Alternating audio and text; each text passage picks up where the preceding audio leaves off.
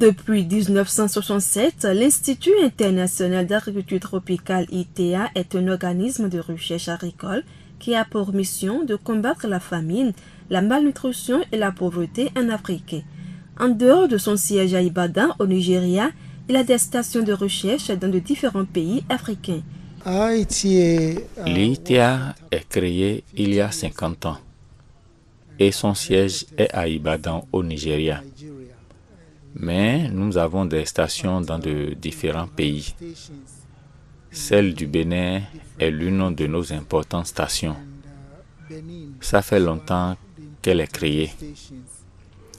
Et en Afrique de l'Ouest, nous avons aussi des stations en Sierra Leone, au Libéria et au Ghana.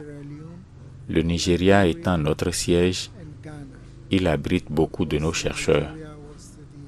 Nous faisons essentiellement la recherche-développement dans le secteur agricole et nous apportons des solutions aux défis auxquels les producteurs, les transformateurs et les consommateurs sont souvent confrontés en matière d'aliments et de produits agricoles. Tous les 2 ans, il organise une retraite scientifique avec ses chercheurs. Celle des chercheurs basés en Afrique de l'Ouest s'est déroulée cette année au Bénin sur son site d'Abomey-Calavi. C'était du jeudi 20 au samedi 21 avril 2017. Aujourd'hui, c'est une grande journée pour notre station parce qu'on a pratiquement tous les chercheurs ou la grande partie des chercheurs de l'ITA qui sont présents en Afrique de l'Ouest. Donc c'est 2 jours de retraite pour réfléchir sur les grands défis en recherche agricole dans la région de l'Afrique de l'Ouest. Les recherches concernent surtout les cultures dont l'ITA est mandataire, ça veut dire le manioc, le maïs, le niébé, le soja, la banane plantain et l'igname bien sûr. Mais on utilise une perspective, disons, en partant un peu plus une perspective de plus haut, hein, en regardant quels sont les grands défis, la pauvreté, hein, la dégradation des ressources naturelles, la dégradation des sols, et les ravageurs et les maladies qui envahissent tous nos pays. Donc il y a tous ces défis. Il y a aussi le défi de la jeunesse qui ne veut plus faire de l'agriculture. Comment est-ce qu'il faut motiver ces jeunes à s'investir dans l'agriculture, hein? Tout ça c'est important. Quels sont les incitatifs pour qu'un jeune puisse prendre encore le chemin de l'agriculture?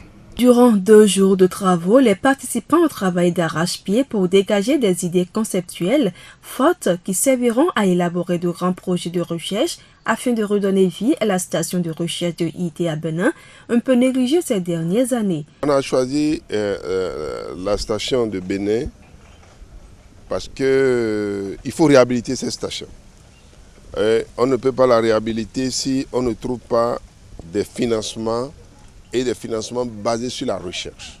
On a ici, ce centre a beaucoup servi le Bénin. Je ne parle même pas des emplois, je parle des diplômes. Des gens qui ont fait leur thèse de doctorat ici. Il y en a beaucoup. Des gens même qu'on ne peut pas penser. Des responsables aujourd'hui d'institutions dans notre pays ont fait leur doctorat ici. Mais depuis lors, la maison d'ici là est en train de mourir. Que faire pour revitaliser ça?